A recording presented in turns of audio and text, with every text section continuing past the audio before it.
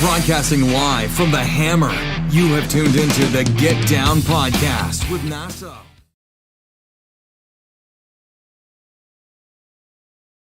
Podcast. My name's Angelo Nasso. This podcast is about what's your story, and today I have holistic nutritionist, raw vegan expert Loren Valvasori. Hi. How are you? I'm excellent, Angelo. How are you? I'm great. The reason I brought you on this podcast is because you know a lot about nutrition. Yes. And it's something that's very important to me. It's something very important to a lot of people I know. And I need you to explain how important it is to become vegan. Wow. Okay. Vegan, I think, is probably the most important change that you can make for your health. I have not seen anybody heal themselves back with any other type of diet. Like, there's absolutely no scientific proof that paleo or, high protein, low carb or any other type of diet can reverse type 2 diabetes, let's say, or heart disease. I bring people back to vitality, back to themselves, back to proper health with a plant-based diet. It cannot be done if it's not plant-based. The other, I think, very important aspect about being plant-based and vegan is the environment. Mm-hmm. It takes 12 acres for one cow to feed for a year. And I don't think we have the planet size to think that we should be eating animals. And there's just not enough land. And it's too bad that we're going into the rainforest now and tearing down rainforests so then they can have organic beef for certain industries, which is kind of sad. There's a football field taken away every 1 minute. Right. So it's important. Is now, like you said, organic beef. Can you explain the difference between organic and regular produce and even meats? Because there's a lot of stipulation of people saying, I have organic produce or I have organic meat, and then you have people saying, well, it's not really organic produce if it's planted in the same areas. You know what I'm saying? I guess it would be the difference between spraying Raid straight in your mouth and maybe away from your face. Okay, there you go. And I would think that I would rather keep it away from my face. Exactly. I do a lot of juicing, especially. Yes. Okay, so that's how I actually found you. Is it juicing the green the green? Yep, the Hippocrates juice, right? Yes, the green sprouts. Yeah, so I use the sunflower sprouts and the pea sprouts, and again, sprouts there's all your omega-3 fatty acids you need in there. There's 25.9 grams of protein in a handful of sunflower sprouts without the cholesterol, without the saturated fats, without destroying the environment. Okay. Right? The thing is, we just need a little bit of education to find out what we can switch things for. Mm-hmm. So when you're juicing vegetables, let's say celery, it's one of the dirty dozen. And if I was to juice that and drive it straight into my bloodstream with all the pesticides, herbicides, insecticides, with all the Roundup Ready, I would be doing damage. I wouldn't even do that. So you're saying regular celery, then organic celery? I would say you only use organic. And I dislike the labeling on the organic side. I think that organic should be normal. It should be. And then if you want real cheap ass stuff that you don't care if you're poisoning yourself with, then that's the cheaper stuff. And let's give that a handle. Okay? Because to eat organic is the way our grandparents ate 100 years ago, okay, or even 70 years ago, before the whole industry became like a mad science experiment. It's a big difference to let people know. I eat organic, mm-hmm. I buy organic, and you can taste the difference. Oh, for sure. 100%. Yep. It's unbelievable what is actually on regular fruits and vegetables. It's sad. You can read the ingredient list on the actual box.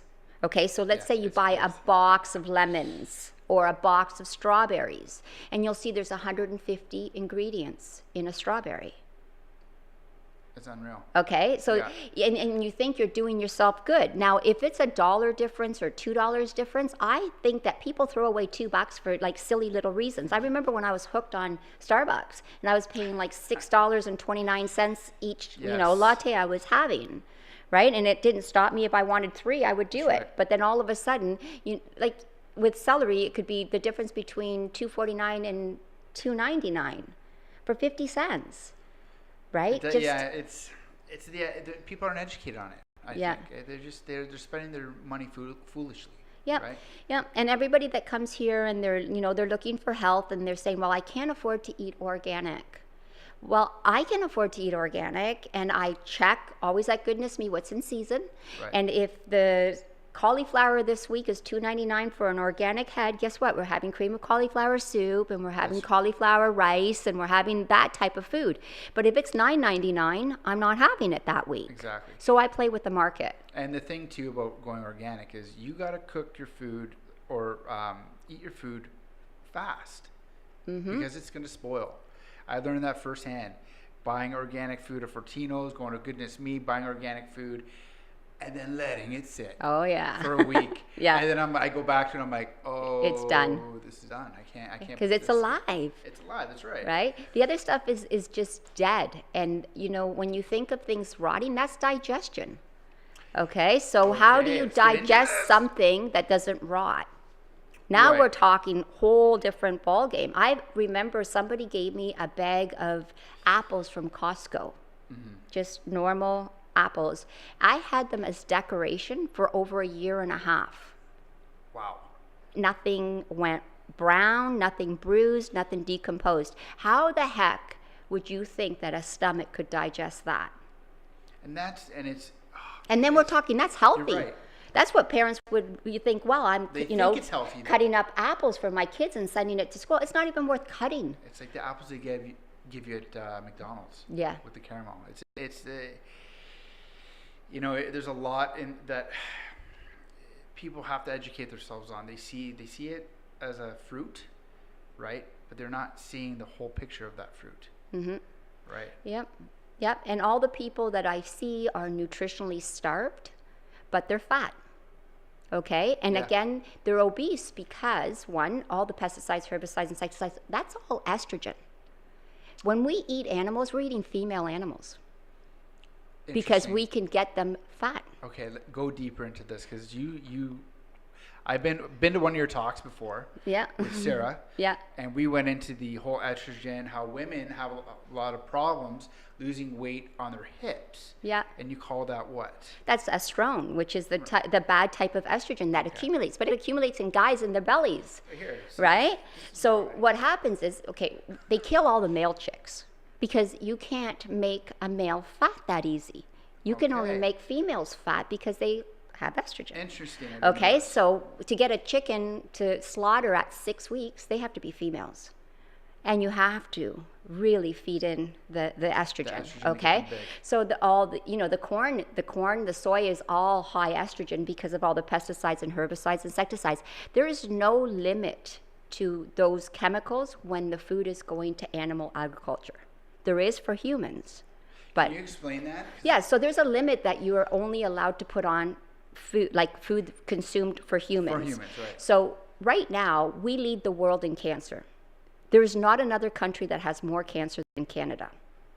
Wow. Okay, so we've got number one spot on that and MS. We don't have that big of a population. No, but look at where we're at. So if we have a limit on all these estrogenic chemicals being laced on our food, and animals don't, where do you think the majority of estrogens are coming in from?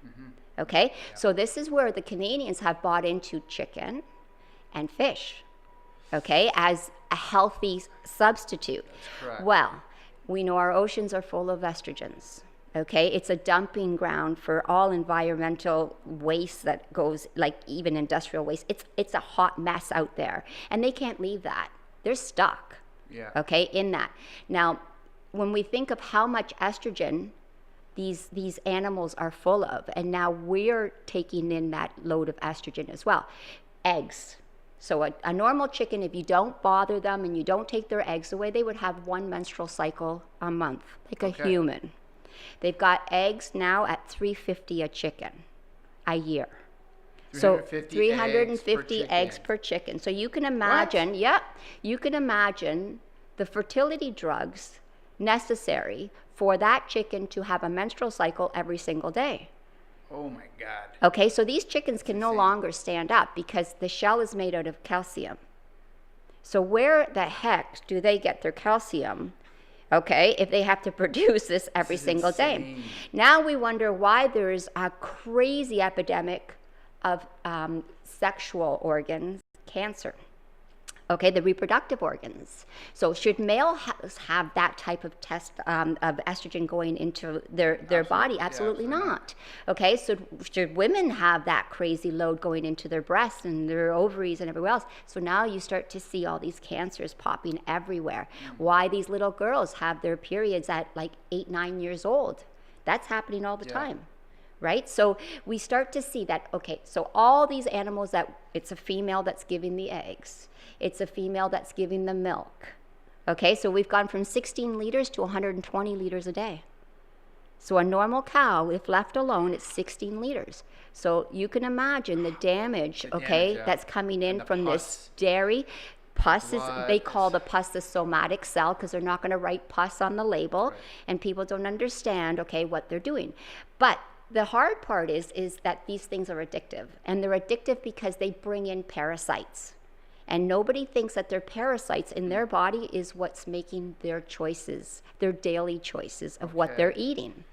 Okay? So let's say, you put a piece of steak on the table, and I know you still love your chicken. You say once a week, and the rest of the week. Chicken now. Okay, but you're saying once a week is still something that makes you just like, I can't not have it. Okay, I need any excuse, but I'm going to have that. Now, if you put that chicken in front of me, I'd look at it, and I have absolutely no desire to touch a rotting, decomposing piece of flesh. Okay, can I ask you a question quickly? I've been noticing lately, because I know that I shouldn't be eating chicken. And my parents have chicken on Sundays, and that's what we were talking about earlier, the Italian dinner. And I've been noticing when I'm eating it, I can actually, it might sound weird, but I can taste like the smell of chicken shit. Oh, I believe you. And I just been past couple times, I'm like, okay, something's up. Okay, so let's get down to the real dirty part of chicken. All right? Yeah. So all the guts from every single chicken in North America has exploded in the cavity of the chicken. It's done with a mechanical arm. Okay? In Europe, you're not allowed to sell a chicken that the guts have exploded inside of. So every single chicken comes with salmonella exploded in the gut. Every time you see a Christmas or a Thanksgiving dinner where there's birds involved, a week later you'll see a whole epidemic of UTIs. So everybody's got infections and kidney infections. Guys too, okay? So you bring this chicken home or turkey and we decide to bread the ass of it. Okay? Can you imagine? Yeah. We shove bread into where the whole intestines has exploded inside of it. Right. Okay? But we'll kill those parasites with the heat. So it's okay to eat the dead shit, but not the creepy crawlies while they're alive. Right. So you just eat them dead. Now, where would your mother now boil her fingernails? Okay? Or let's say the counter. Or let's say the handle in the fridge and the countertops. So this is where the whole spreading of the UTI. So if you trace back the UTIs, always the bacteria goes to the feces of a bird. Wow. Okay? And even if you're not the one eating the bird, it's still all over the kitchen. It's still all over, like it's touched everything. They're hoppers and jumpers. They can go 15 meters. Right? So this becomes a real dirty part of it. Now, they're sitting in their filth for the whole time that they're alive. Nobody's flushing a toilet for them. Nobody's letting them out of that barrack that they're in. They're shit eaters anyways. They eat their own crap. They do. Yeah. Okay, so the urine is burning their eyes because it's all ammonia. Mm-hmm. So for 6 weeks, they've never seen the light of day. They've never seen fresh air. They've never felt loved. They've never anything. So you can imagine the cortisol levels in this chicken is stir crazy. They cut the beak off these chickens because they don't want them to eat each other up because they're nuts now.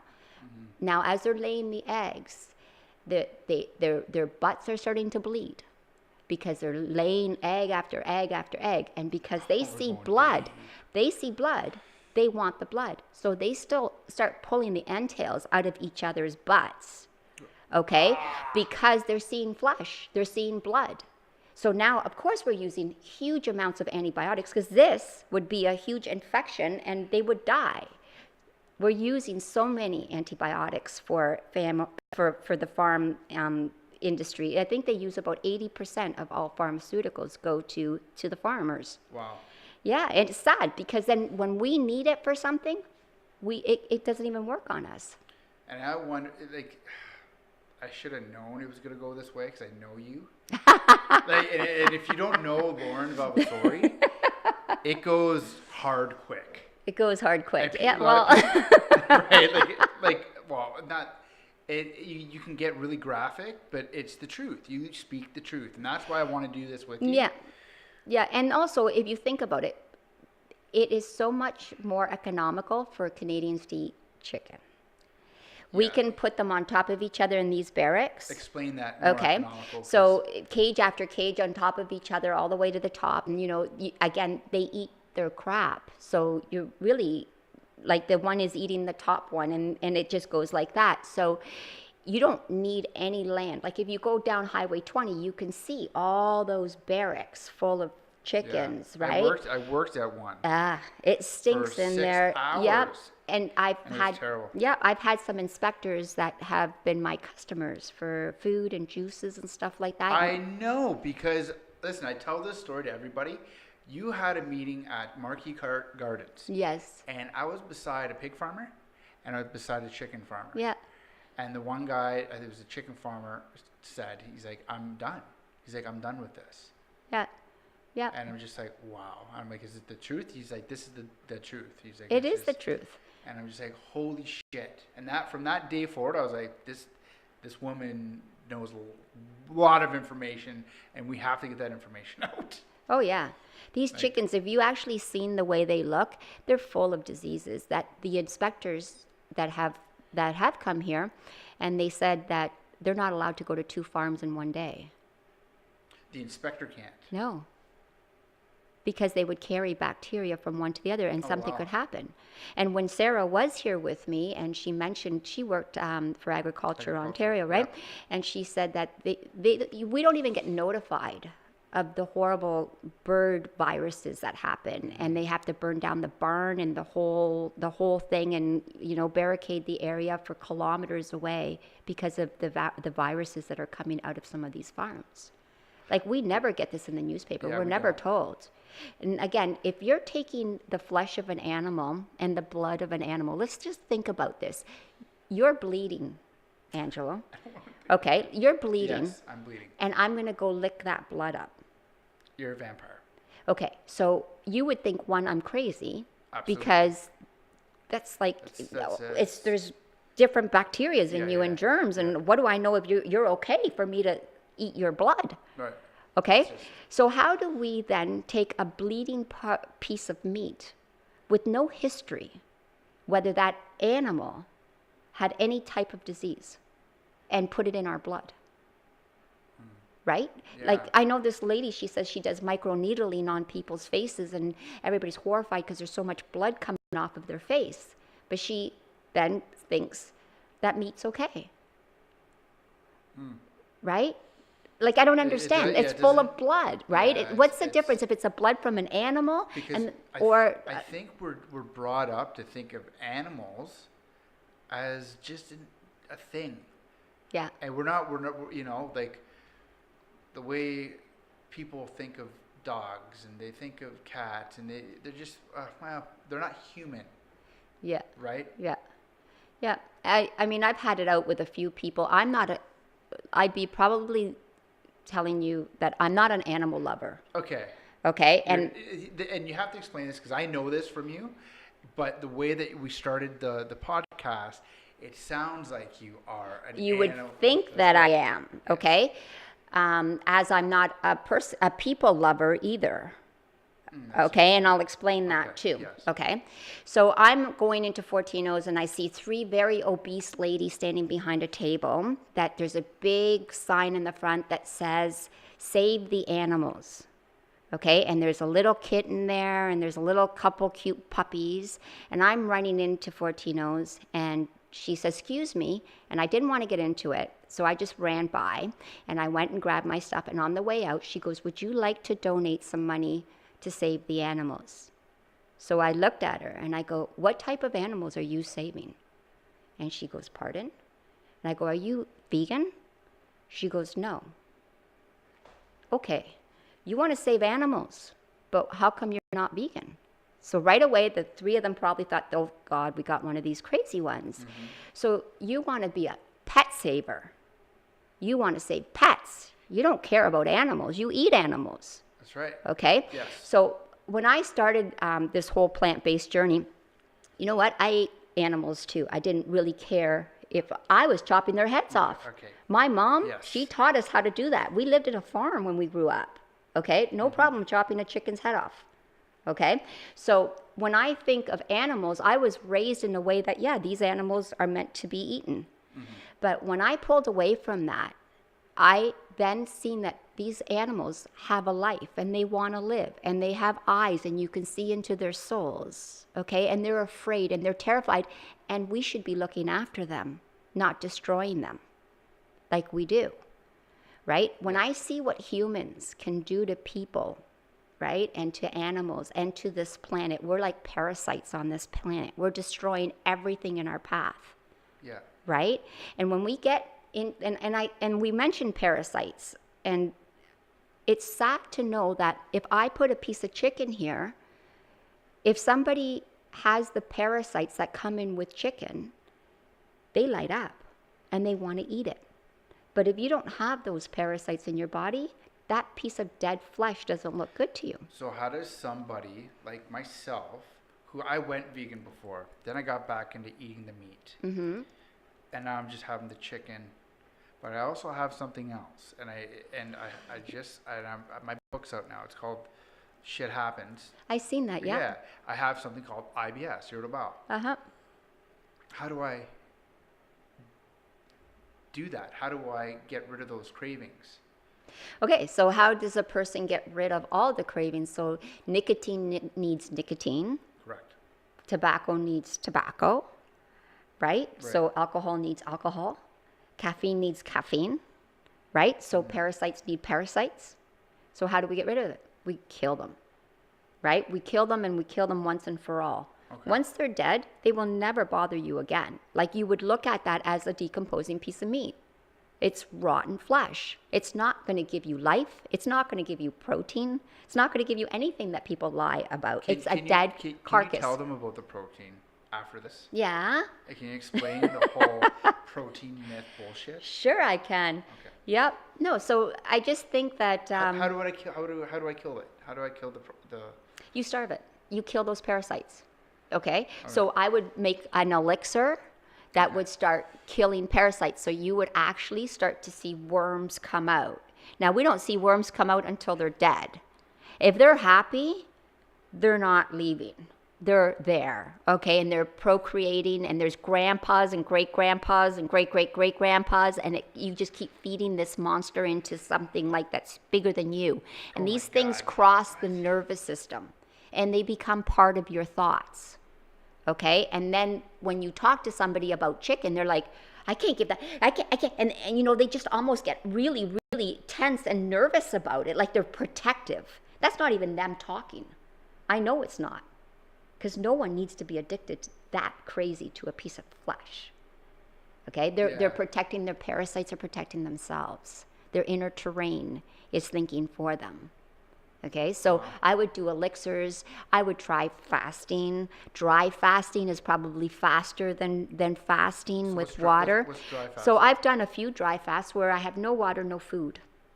Okay, and if you have no water, no food, in 24 hours you're in ketosis, where your body's starting to consume itself.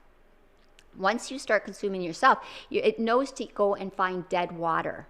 So it finds dead water inside of dead cells. All right. So they could be tumors. Okay, they could be anything that's lingering in your body, nodules, they could be cysts and fibroids. All these things have water in them. So that's going to be your source of water for the next how long you decided to dry fast for. I've done as far as like 4 days of no water and no food. I was going to do 5 days, but something came up and I had to, break my fast. But after the first day and you're in ketosis and you're consuming your whole body, you're thirsty, but you're not really hungry. Fat turns into water as well. Okay, so the carbon inside the fat cells will make water. That's how camels can make it through the desert. Those humps are fat. Okay? Yep. So we can make it through, and I tell people that come to see me, if you can fast when they have problems that could be nodules on the thyroid or cysts in the ovaries or whatever they have, if it's a tumor, right? Let's annihilate it. Let's just eat it up and then let it go, right? And we do that, and we have great success. So someone like you know what? You stop and you stop drinking, you stop eating, say for 36 hours, okay, for the first time. So you're just doing a day and 2 nights, not a big deal, right? And then you go 48 hours the next time, and then you want to go 56 hours, right? And depending on how far you want to go with it. But what happens is, you will be eating those parasites up. You would be, because your body has to shut everything down. It can't survive with the candida. It can't survive with the parasites. It can't survive viruses. It can't survive pathogens. Everything gets shut down because you're going to die. It's either they die or you're going to die. So the body has to shut down all the hitchhikers you have. Mm-hmm. Right? And then when you get out of the dry fast, all these new cells have come in to replace all these dead, lingering, rotting, useless cells you had that absolutely serve you no use. Now you've got vibrancy, you've got more energy. You can come in with more raw foods and juices and do it the right way. Is that after the 2 days? After the 2 or 3 days of dry fast. You know what? You would never feel like you need to have a piece of dead meat after you've killed those parasites. That's the fastest way. You can do a dry water fast with distilled water, for 5 days, but you don't even get into ketosis till 3 days with water. Okay. So I'd rather do it fast. 24 hours, get myself into ketosis, and every 1 day of dry is worth 3 days of water. So in 3 days, it's like a 9-day water fast. So I would much rather do the 3-day dry than the 9-day water. It just makes more sense. You get everything done. Yeah, get done over with. Mm-hmm. But what I've noticed and what people have said is the minute that they go dry, and after like 24 hours or so, their butts start to get very itchy. Because guess who wants to leave because there's no food? Really? Okay, now you start to see stuff coming out. Oh, right? And then we check the urine of everybody. So we'll pee in a mason jar at the beginning. And we'll see that, they're peeing clear. There's no sewage coming out. They've got clear urine. And they think that's the dream. But if you're peeing clear, where's your sewage? You're supposed to be peeing sewage. Yeah. It should be thick, heavy. Yellow. Okay, yellow as yellow can be. And after you let it sit for 4 hours, there should be sediment at the bottom, like white sediment. That's sewage coming out. So after 3-4 days of not drinking or eating, you should see what urine looks like. You can't even see through this stuff. It's so vile. But that's because you've just pulled pus out of your body, tumors out of your body. Everything has come out. Like if I showed you a picture, Angela, you'd fall back and say, that's not urine. That's sap from a tree. Now, somebody, would I be freaking out seeing this stuff? No, because we tell them what's happening and what's going to happen, and they're actually happy. So we go on our merry way, and we start to make sure that we still filter. So as long as you're eating correctly and you're doing the right stuff, you're going to keep filtering out more and more and more, because that short stint of not having the food, okay, isn't the saving grace. The saving grace comes afterwards. All the healing comes afterwards when you have the new cells coming in to rejuvenate your whole body. Now you're going to start to see the healing. So what they did is they took a whole bunch of mice and they infected all of the mice with cancer. okay? And the one set of mice, they just let them do what they were doing, and all the cancer got worse, and they died. The second group, they put into a 3-day fast, okay? And they noticed that 75% of them got better, okay, after a 3-day fast. The ones that were in a 3-day fast and then actually finished the fast and continued with the new cells, they all made it, every single one of them. Wow. Okay, so we can clean up our body. We can make our cells strong again. We don't have to take the BS that we get on these label of diseases for the rest of our lives. Like everybody that comes to see me, they're on drugs for the rest of their life. Yeah. That's your doctor saying, I'm going to keep you sick for the rest of your life. Are you okay with that? Exactly. Are you kidding me? I had a little guy this morning, okay? He's 9 years old, and they're not helping him at all. And I'm thinking to myself, how is this even allowed? It's such an easy fix, but the mom doesn't know. Not educated. Right? Yeah. So as soon as we give the game plan, now we can see healing happen. Why don't we heal these little guys? Why don't we heal ourselves instead of staying on a management disease protocol? That's crazy. Yeah, when you think of it that way, and I know from firsthand that you've helped a friend of mine. Yes. Right? Yeah. Stage 1 breast cancer. Yeah. Survivor. I saw it firsthand. Yeah. And to see that happen, I guess a lot of people don't see it happen. They tend to listen to the doctors. And they have such a high failure rate. Yeah. And I don't understand why people are still running for that type of treatment. If you take away the 5-year window, okay, so you have cancer in 5 years, if you've made it to the 5-year point, you've been cured. If on year 6 it comes back and you die, you still were cured. Okay, so they only give themselves 5 years for a cure. That's all you get. Now, you take that window away, it's a 7% success rate. What? So when we have kids, Yeah. okay, and they're saying we can cure something, it's 5 years. So you got a 12-year-old, and you're just going to do 5 years on your child. That's it.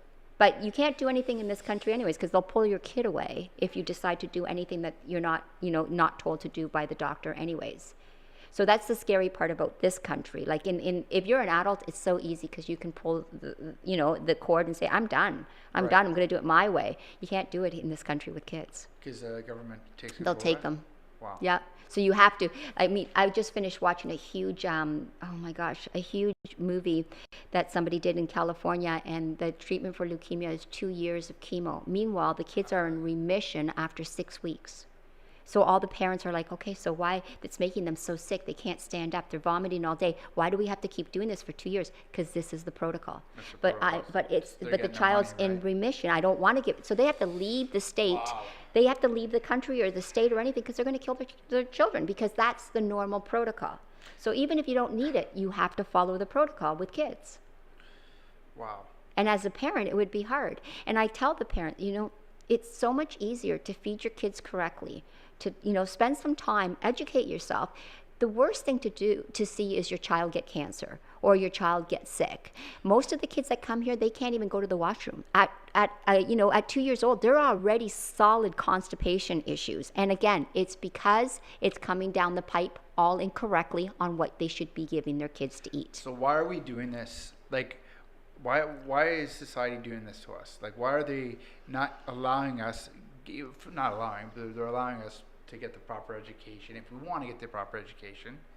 But why are we fed these lies? Well, the lies are actually coming out now. The 2019 food guide has basically squashed dairy and meat. Okay, they're saying that meat can be replaced better with plant-based stuff, right, and that dairy shouldn't be included. So now we have the dairy lobbyists, which are the strongest lobbyists of all in this country. Like, let's face it, what other food group has made it into our school system? Exactly. Okay, right, so now they're worried about our bones, of course. Meanwhile, if we would listen to Trump and Trudeau, they were fighting about the dairy for the longest time. It's not about our bones. It's all about money. Okay, so can you explain to them about the food guide and who bought the meat. So the meat's out. The meat is out. The dairy's but out, but they're crying right now. Like the ranchers are all messed up out west, saying that how is everybody going to get their iron and how is everybody going to get their B12? All of a sudden, ranchers are nutritionists. Right? And the dairy industry who claims for our bones, well, how come we have such high rates of osteoporosis on the nations that consume the most dairy? It's mirrored. And the nations that have no dairy, there's no osteoporosis because the dairy is so bad. Acidic. Yeah. Okay? It has to leach the calcium, displace calcium out of our bones and put it into our blood, okay, to neutralize the pH of our blood or we'll die. So now, with this new food guide, which is great, by the way, that they're doing this. Do you think we're going to be seeing a big difference with our kids? Huge. We're going to see less eczema, less asthma, because every kid's got a puffer. Mm-hmm. We're going to see less allergies. We're going to see less obesity. We're going to see less acne. We're going to see less, early periods. We're going to see less boys with boobs, right? Like we're going to see a lot of things changing for sure. Right? And what's nice about it is our kids are going to have a chance to have an earth because the way it's going right now, okay, with the dairy and the meat okay, there was no way. Like that's the highest destruction of all industry. People think that it's transportation. If you put all the transportation sectors together, all of them, it's like 20%. The meat and dairy is 56. It's unreal. Okay? And then they're saying, don't take long showers. Really? One hamburger takes 1,500 gallons of water to make. One hamburger. By the time you give all the water to that animal, the grain you had to feed it, the destroying our streams, like all those ponds that are full of crap and urine and all that leaches into our waterways. So much destruction going on, and they think it's we should use our bikes. Come on, right? Yeah, it's crazy. Like the education on it. Like Loren has been doing this for a long time. How long have you been? So 21 years ago is when I took my nutrition course. And how did you get into being I was working for Toyota as a manager. And I was so stressed out. My hair was falling out. I had so much panic and nervous system problems. It was like high stress job. And even the commute to Toronto and back was killing me every single day. I was hooked on coffee big time, right? I was just eating junk food just to get by my day. It was horrible the way I felt. Like I couldn't sleep. I was like the worst hot mess you could imagine. And it was all because I was making great money. But it wasn't worth what was happening to my body. And then I guess when you start to feel so terrible, I was having all kinds of allergies. I was allergic to grass and to leaves and to dust. And I was having allergies all year round. Like my whole immune system was collapsed. Like everything was wrong with me. Everything you could think of. I was going for needles 3 times a week just to breathe, and that wasn't even helping, right? So it was a mess. And then I thought, okay, I need to retire. I need to leave this job before it kills me and find something that will serve me. And I was so desperate to get better, I decided to do nutrition. Now, I didn't want to become a dietitian because I know I had a child by then, what dietitians tell people to feed people at the hospital, right? So I'm not looking for that type of knowledge. I was looking for something that was real, something that was not lobbyist driven, right? Okay. And I found a beautiful magazine at Goodness Me back then. I think it was called, I don't even remember what it was called before Goodness Me, Alternatives. And it was an Alive Academy course, and I had to take a whole bunch of different sections to get certified. And I did it one at a time, and I quit my job, and I said, no, I'm going to do this instead. And it led me to plant-based. I had no idea. It's interesting you said you quit your job, because a lot of the people on my show have taken what they call a leap of faith. Oh, absolutely. And you're one of them. Yes, I had to. I was dying inside. I know a lot of people that are dying inside, and they just go to the doctors and get drugs, medication, yes, right, for the rest of their lives, and they think that they've got a chemical imbalance. Well, their food is the chemical imbalance, and their life and the fact that they can't stand where they're what they're doing to themselves, right? So I needed that change, and I started taking the courses, and I started to feel better, and it led me to plant-based. I didn't know I was going that way, but it led me to that. And then it actually led me to raw, the deeper I went into the courses. So I started feeding myself a raw diet, and I couldn't believe the shape I was getting into. I felt so good. I started running marathons.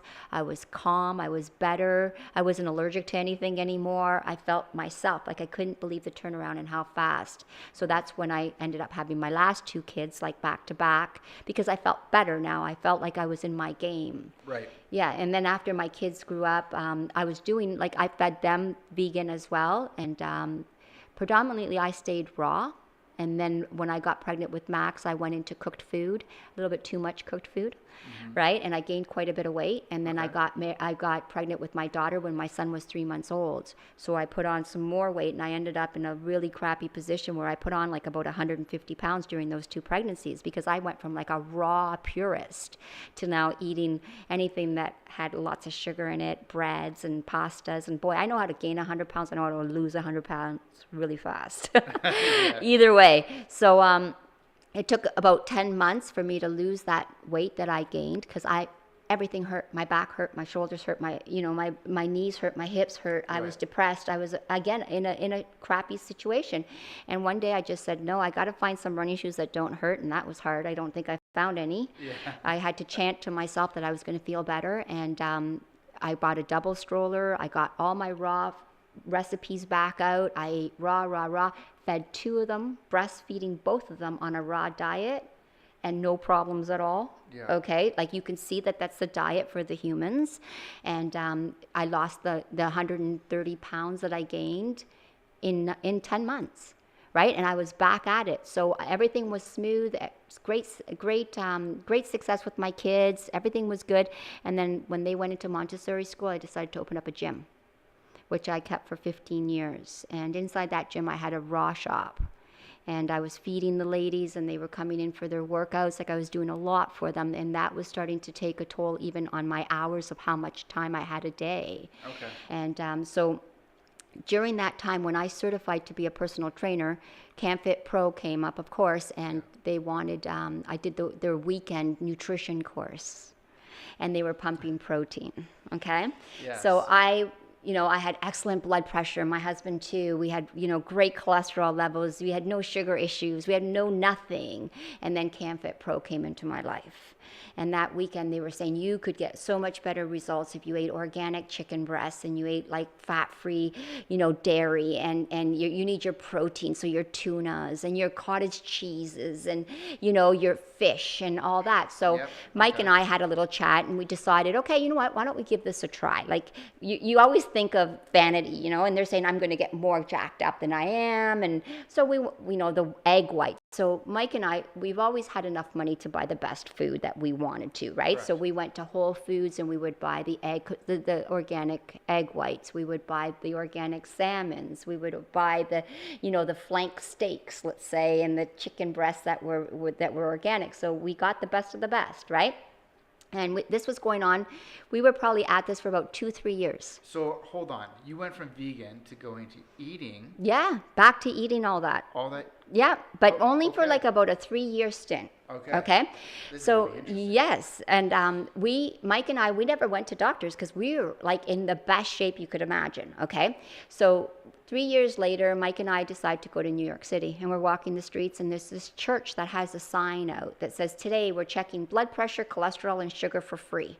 A big sign. So we said, hey, let's go in there. I mean, we're strolling the streets. We've got nothing else to do, right? Yeah. So we go in, and, we're sitting there waiting our turn. And it turns out we both have high blood pressure, high cholesterol, and high sugars. Wow. And I was like, exactly. I said, wow. So the nurse there, I looked at her and I go, how can I have this? I work out like 6-7 times a day because I teach classes all day long, fitness classes, right? How can I, and I'm just eating like, all proteins and low sugars and the whole, CanFit Pro way.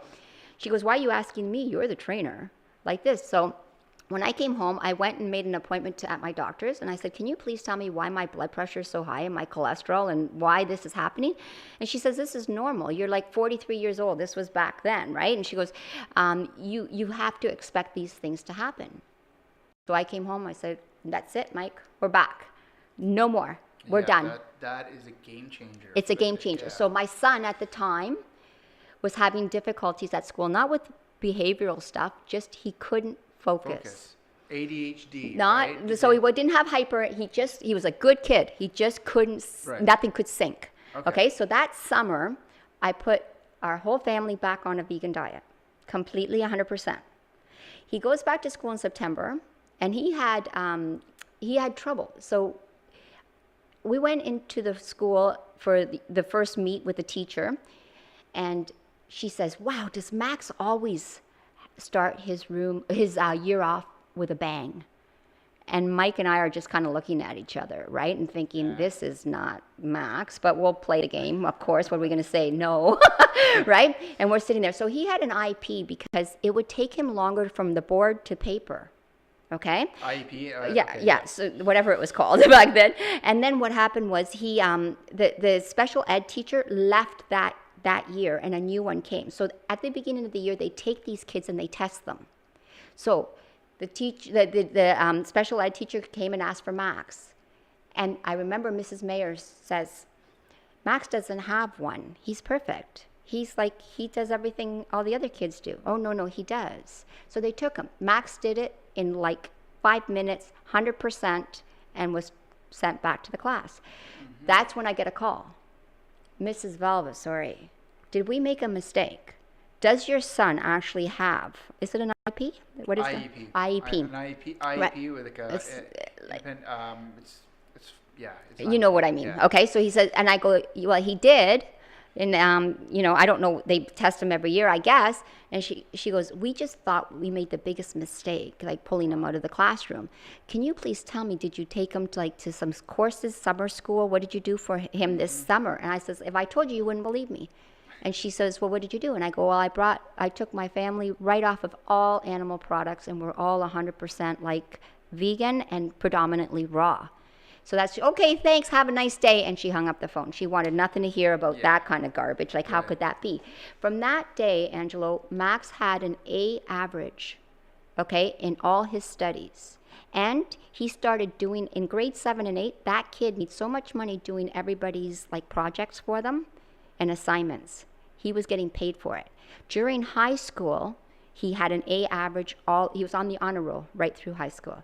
So you tell me how that allergy, now Max is the one that if he has a hidden dairy on like anything, he'll end up on the toilet and he can't get off the toilet for 3 hours. So that kid had a severe dairy allergy, okay, that affected obviously his focus and into the brain. You think that it's just the gut? No, the allergy goes right to the brain. And then I think to myself, how many kids are out there struggling? And it's just the dairy that's not allowing them to be the best that they can be. I see it firsthand. We had a conversation earlier where I work with kids in the school board, and I see them come to school with no nutrition. So I'm an educational assistant trying to help a child. And how am I supposed to help a child if I open up his lunch bag and there's all sugars? There's not one nutrition thing in his lunch. And they're labeling the kid, oh, this kid's got this kid's got this. Well, how about we start with a nutritional lunch? Yeah, because how will that child heal? Right. Food is healing. So how do you get a child that has anything wrong with him to get better if he's not fed food? And he's fed poisons instead that look like food, taste like food, smell like food. I see so many kids, I have so many teachers that tell me they open the lunches and they're horrified of what goes to the school, right? I know a lot of kids that get mad at their parents because of the crap the parents are still putting in their lunch, because they see the other kids and says, why can't I have healthier food? Because they're learning a little bit of this in school, right? And they're starting to look and they're disappointed at what they're getting for their lunch. And I work at an equal opportunity school, right? So we make snack bags for the kids because some of the kids can't afford lunch coming in. So we have snack bags which have carrots, which have apples, which have oranges, cheese strings. See, that's where it goes wrong. Right? Yeah, but that's going to change now because we don't need dairy. Exactly. So there are cheese strings. What did we have the other day? It's a gluten-free snack almost like what are they, like a bar, like like a little bar, Nutrigrain bar. Okay. But it's a gluten-free one. I tried it. It was like, well, let me try these little gluten-free bars. I was on the toilet. Of course. And I couldn't believe it, because I was like, well, expecting, because it said gluten-free. But it was, I think it had some type of syrup or something on it, the binding. It's just fake food. Fake food, yeah. You know, like you put a whole bunch of chemicals together and you think it's not going to have a reaction? Of course it is. Right? I have so many people that are healing from, say, RA. And as long as they're eating real food, they have no symptom of any RA. The minute they get, like, let's see, even say as innocent as Mary's crackers. Okay? Yes. You got to think those are good crackers. That bends all their joints back up. Okay? Wow. A Okay. Vega protein bar will totally twist all their joints back up. So it's not just about, oh, this looks like it's a healthier thing. You have to be clean. Yeah. Okay? We have to think it's got to be what comes out of the ground. It has to resemble what comes out of the ground. So when people ask me what I eat, I pimp out vegetables. So we're talking about nothing in a wrap. Basically. Nothing in a wrapper, because that's not real food. That's not real food. That's just food so industry can make a lot of money out of something that can't rot. Let's go back to the protein. Okay, let's go back to the protein. So protein comes from the sun. Protons. Okay? And how is it that we would think that chickens who've never seen the light of day would have any protein? Okay? So if there was protein, okay, if we were an omnivore, we would get that chicken, and I would bring the chicken to the table alive. Exactly. And we would rip it apart, and we would all have a little bit of it. Okay? An omnivore doesn't eat a dead animal, ever. They don't eat a dead animal. They get a fresh animal every single time. Scavengers will eat a dead animal. I don't think we're scavengers either, because we don't like the maggots that are crawling all over the meat. Okay? Because the blackbirds just eat it and whatever, right? So when we want protein, like an animal would get protein, that means the blood needs to be pumping. The animal needs to be alive. The meat needs to be alive. So like a lion? A lion goes after, and it doesn't eat a carcass once it's done. It's dead. Okay? The scavengers will come afterwards. So we're not scavengers, we're not carnivores, we're not omnivores, because we don't look at an animal and have the teeth to rip these animals apart, nor do we want to eat them raw and while they're screaming and dying. So where did this come from? Well, there was a time when there was a shortage of food, like on the planet, because there was an ice age. And I mean, if it came down to it and we were on a deserted island and there's no food and there's nothing and there's only people and some of them start to die, I think we'd start eating each other. But it doesn't mean that that's what we should do forever. Right? There was a reason why we went to animals.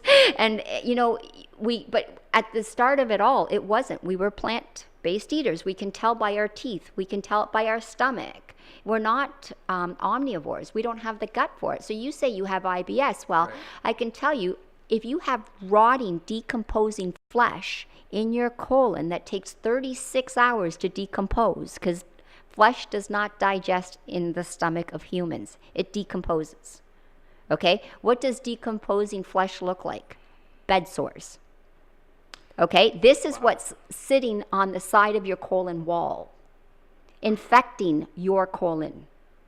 Okay? And we want to call it IBS. Sounds better, right? Totally than a flaming colon of inflammation, because rotting, decomposing meat is always sitting on the walls of your colon. Okay? So how do you heal out of this? Angelo, if you are still having maggots eating those colon walls of your stomach, okay, let's think about it. Once a week, it takes 36 hours for this to leave your gut. Okay? These guys are still having their food. They're not screaming that much at you because they still get fed. Right. Okay? They're like on a diet, but they're getting their so now the flesh-eating mites, the flesh-eating maggots are at your colon all the time. And they're eating it up. And then we see people like complaining about so many different stomach ailments, and you go and you get, plugged up this way or this way, and nobody's fixing anything, because they're just sending you for tests, and then they give you a diagnosis and they turn your immune system off so you can rot from the inside out. And you can't complain because it's working. Like, I can't believe how many people are on Remicade while they're rotting in the inside. That's not helping anybody, right? So, and I know now I see little kids, they've got Crohn's. It's like, how are they going to make it? I got a 3-year-old RA. How the heck is she going to make it? Whew. Right? Yeah, and the parents are following that carrot and thinking that there's nothing they can do about it. And there's everything that they can do about it. And if they're not their kid's cheerleader, who's going to be? Right? And if they're not the ones that want to go buy the real food and chop some stuff up, why are we even bringing these kids into this world? Right? To make them sick and to make ourselves suffer while we're watching our kids in dire health situations? I don't think so. Yeah. Right? That's the sad part. Like, so for protein, I mentioned sprouts. 1 handful of sunflower sprouts is 25.9 grams of protein.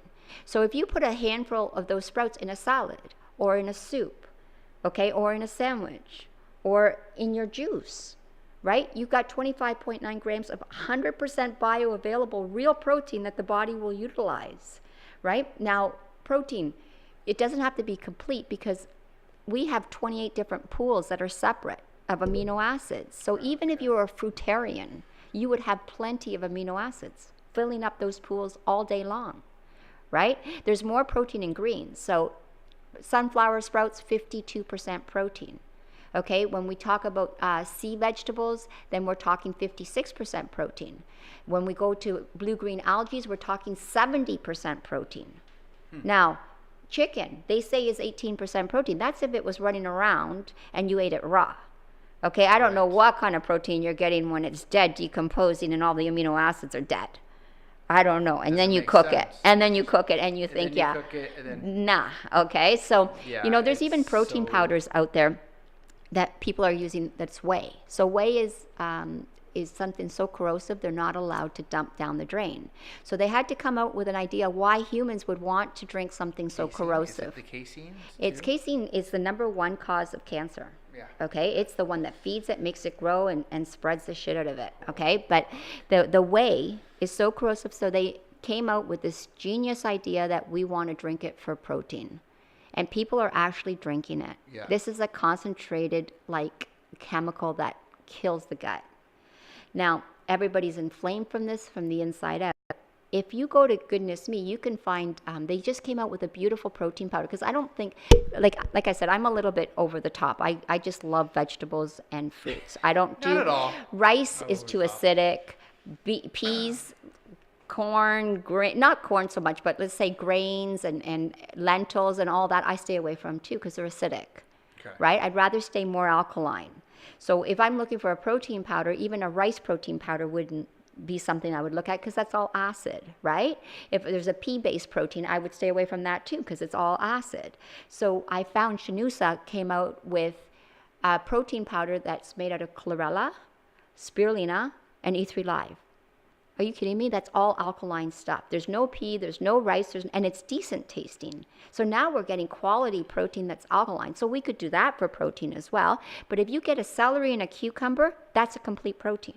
It's all the amino acids in those two. Wow. Okay? So an avocado is a complete protein. Hemp hearts are a complete protein, right? It'd be hard to find a fruit or a vegetable that doesn't have amino acids. It would be impossible, okay? So what we need to do is think of vitamins, minerals, live hormones, oxygen, enzymes, phytochemicals in our foods, not a dead piece of carcass that's dead, that's going to go into your body and only cause you problems, disease, and I don't know why we think that that's something that we need in our body. That's where the parasites come in. So you work in a school, in a full moon. Have you ever seen what happens to people? Have you noticed that? I've heard, yeah. Okay. Stir crazy, right? They go straight. Yeah, so in the full moon period, that's when the parasites are most active. They're lit up. Okay, so if you're going to fast, if you're going to do any kind of cleanse, you never want to do it when there's a full moon, because that's when they're the strongest and they control you more. So if you go to a hospital or a nursing home or anything like that, you're going to notice that that's the nights that everybody says, uh-oh, it's a full moon. Okay, so on the new moon is when they settle down, and then you can actually make some grounds. So again, your parasites are controlling us and what we do, what we say, what we like, what we don't like. Like, that's how crazy it is. It's right in our nervous system. So we just have to kill them. And the other thing too is, I didn't mention about a dry fast, is I had a lady say to me, she works at like a long-term aging home, and she says, now I know what happens sometimes. We leave people to die. They're not drinking and they're not eating anymore. Okay, and they're dying from a disease, not from medication, they're dying from a disease, okay? So it's different when you've been burnt and fried and cut and poisoned and you're dying, okay? We're talking just somebody that's in an aging home and they're dying, okay, because they're not well. And they stop feeding them and they stop giving them water. So they say in 3 days, you'll be dead.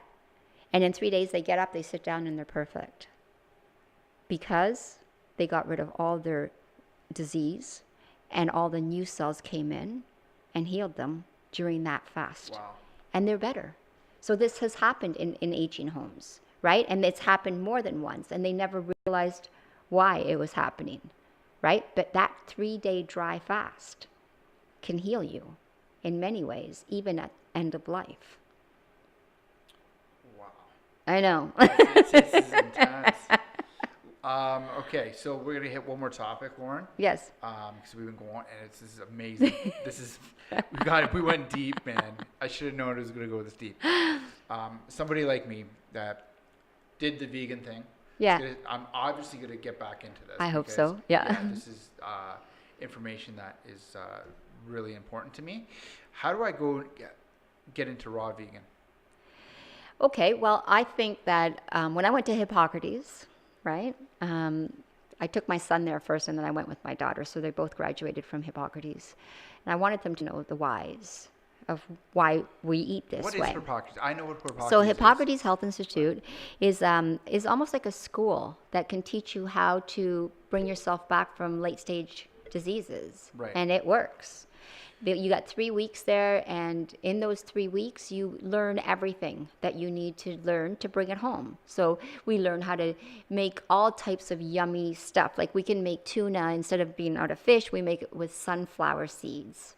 Right? We make our cheeses with say, soaked cashews. We use flax seeds to bind stuff as eggs, right? We use pâtés that are sprouted lentils, let's say.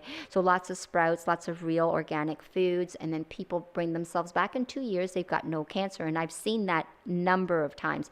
And that's how I can help them from this end when they're serious. Like, if it's late stage something, I don't even want to touch it. Like, I'll send them down there because there's too much outside influence here. They'll say, oh, are you kidding me? That's not going to work. Just listen to, whoever's been, whatever. So I send them down there because when they get all the information, they're like ready to go. It doesn't matter what anybody says to them. And doctors go there. I've seen the videos, the testimonies of doctors. But you're still walking, you're still, mobile, you're still able to eat. You're not into the state where you need to be hospitalized. Like, they don't want anybody to go there that is going to be dead the next day.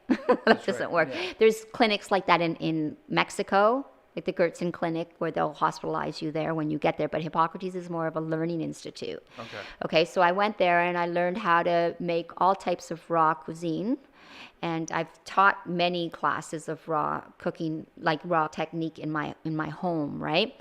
But raw is basically 100% nutrition intact. The food hasn't been adulterated by heat. So the minute we heat something over 120 degrees, we kill the hormones in that food, we kill the oxygen from that food, we kill the phytonutrients and the enzymes that we need to digest. The good hormone? All plants have hormones. Okay, so we kill everything when we heat it. Okay, so what happens is we're getting about 85% of the nutrition in the food after we've cooked it. So you give me a loonie, I give you 15 cents back. Yeah. So that doesn't make sense. So at Hippocrates, what they try to do is say, let's do 80-20, where 80% of it is raw and 20 is cooked. But somebody that's got IBS like you, right, your stomach isn't ready for all raw. It can't handle, because let's face it, vegetables are hard to digest, and not everybody's, like, nobody can digest a vegetable anymore, right? So if you cook it, at least it breaks down the fibers. And for now, we could do, some cooked and some raw together. So then that way you start to get your stomach working, but it's not going to throw it like off the deep end, right? And then you would do, 50-50 and then 60-40, and you would go like that till you get to, your 85% raw. So this is by weight. So let's say I do a green juice for myself where I'm doing a whole celery, a whole cucumber, a couple lemons, and some, cupfuls of sprouts. That probably weighs a pound and a half of raw. Okay, so if, say I have that, I'm already pretty heavy on the raw. Now, if I want to have a sweet potato that's cooked, okay, I have to see how much of that sweet potato, the weight of it, and they're heavy. Yeah. So how much raw do I have to eat a sweet potato? Right? But nobody looks at it like that. They have the sweet potato, and they don't think, well, now I have to have this massive 10-pound salad to be at an 80% raw. Right? So, it's about limiting how the weight is of the cooked food. There's a lot of It's not that difficult. So what the garnish is always the cooked stuff, the stuff that can stick to the ribs, the stuff that feels like you've had, a substantial something. Yeah. Right? But when I cook, so if I use rice, I do cauliflower rice. Okay. Right? If I do pasta, I do the zucchini noodles. Right? And maybe the sauce might have some cooked mushrooms and stuff like that I pour on top, right? So it's always the majority of the food is raw, but it tastes like we're having always cooked on there as well. Okay. Right? Now in this climate, we're looking for something warmer because it's too hard to be raw in the wintertime, especially in Canada. So, we predominantly go a little bit more on the cook side in January and February for sure. But most of the time, but again, it's all vegetables. It's all vegetables. Yeah. Right? I don't even go beyond that. So should I still be, like I told you before, at work, I'm always having salads. What wraps? So, okay. So when you have a wrap, what are you having as what's the wrap? So, it's See, but you have choices. bread wrap. Right. It's just like a tortilla wrap, right? Right. So if you go to Goodness Me, Okay. a step up from that, you could get an Ezekiel wrap, which is sprouted. right. Okay. So that Okay. means pre-digested grains. Okay. So if your stomach doesn't like that even, they have raw wraps in the freezer that's made out of, you put like all the veggies in a blender and you pour it on a dehydration Yeah, I've sheet with seen some those. psyllium husk, and it makes it flexible, right? And you can use that as your wrap. Raw, who is it? The Live Company makes Live. beautiful raw That's the wraps ones too. I've So seen. there's that one. But Okay. you can also buy vegetable leathers. So you know how you buy fruit leathers? You can buy vegetable leathers. What's that? So, like a fruit leather that people eat, that's like those pieces of Okay, fruit yes, that yeah. they've dehydrated. Yes. So they do vegetable leathers. Oh, wow. Okay, so you put some red peppers and some tomatoes, some salt, some onions, some, let's say, garlic and lemon and some psyllium in the blender, and you pour it on a dehydration sheet, and you have a huge, beautiful vegetable wrap. You fill that up with all your veggies, wrap it up, Wrap and it you up, have this that's it. beautiful leather. But you can go to Goodness Me. They have them made there with some coconut. There's some sun-dried tomato ones. Like there's different ones at Goodness Me as well. Wow. Or we've used lettuce. Lettuce wraps, Okay, yeah. so we've done I've done tuna boats, right, with Tuna the boats, sunflower tuna, right, and lettuce that way too. We've done collard wraps, right? So we get the collard leaf and we just kind of take that So yeah, there's stem off, right? Fillet the stem right off it, and you fill it up with your stuff. it's getting rid of that. Yeah, so that- we that- do egg salads, like we use cashews with turmeric powder in the blender, right, with some garlic and some lemon, and we slowly get that blender going so it looks just like an egg salad, and we throw it on top of like some diced up onions and red peppers, and if you want some pickle in there, and throw that into a lettuce boat, or throw that into like a collard wrap, or throw that on top of like a salad, right? We do our ground beef stuff with walnuts, right? So walnuts, Interesting, you know okay. how they're kind of look like their little bumpy part. Yeah. So with the right spices and in the food processor, just like zzz, zzz, zzz, zzz, zzz, with some chili powder and stuff, tastes just like, use your coriander and your cumin, tastes just like ground. So now you can have like a taco, right? In your lettuce about with some avocado, with that guacamole. would be the raw, right? Yeah, so trying to keep it, like doing as much raw as possible. And it's so much fun. So much more creativity goes into the meals, right? And I'm not saying that raw is for families and young kids, but the kids love it. The kids do love it, and it's cheaper. It's cheaper. But if you decide to go raw or vegan, not doing it, like buying processed everything, it's going to cost you money. Yeah, the raw, okay. Yes. Right? Like I can make a whole bunch of leathers, like vegetable leathers, when it's sunflower, and season, when all the Italians are buying the tomatoes and the red peppers in September. Yeah. I could buy, a couple bushels and make myself all the wraps for the whole year. And it would cost me nothing. But if I go to Goodness Me, it's expensive to buy them. Right? Right. So as long as you do it yourself. And it's knowing when to buy stuff. And it's education. Yeah, and if I notice that all veggies are way out of line money-wise, then I'll go get some lentils, or I'll get some chickpeas and make some hummus burgers, like stuff like that, right? And do more of the dried beans and legumes and stuff like that. But that's super cheap. When I go to Goodness Me and I buy 1 cup of lentils, if I soak it overnight, I get 3 cups of lentils. And then that's like tripling your money. Right. I don't buy canned anything because I know that all the liners in those cans are full of estrogens. Okay? Like I would never add those like of any kind of can of anything in my house. Right? Yeah. Like it's so bad. So nasty. This has been an unreal podcast. This has been a kick in the face. This is amazing. Like this is information though that people need to hear. I'm gonna leave you with this one question. Yes. What is the impact that you want to have on our community? Oh boy, I think I've made a real big impact on our community so far. I just want our kids to be safe, right? And I want no one to have to suffer that doesn't need to suffer. And I'm hoping that people are so open to all the changes, even from the top end of our government now, that is made with the food guide. I don't even like to listen to the talk shows right now of what everybody thinks about the food guide, because it's so disturbing to hear like how nasty people are to people that are trying to change things. Yeah, and like me coming here, we were talking about it. You're like, you have to see the light. Yeah. I hope, that I make an impact enough that all parents at least stop the dairy. Like, I really think that that's the big one, right? And that all those poor mama cows, can enjoy their children instead of what they're doing to them. Like, nobody looks at all of that. And again, I told you, I'm not doing it for because I'm an animal lover or anything, but I am a mom. You're a mom, yeah. Right? And I know what it would be like if I was impregnated every time I had a baby. It was taken away, and somebody was just pulling milk from my boobs the whole day and night. Yeah. Okay, I know how devastating that would be, and I can't even imagine, right, how cruel we are as humans to this kind of species. So it'd be nice to just shake that industry right off, and never see that happen again. Loren, where can the viewers find you?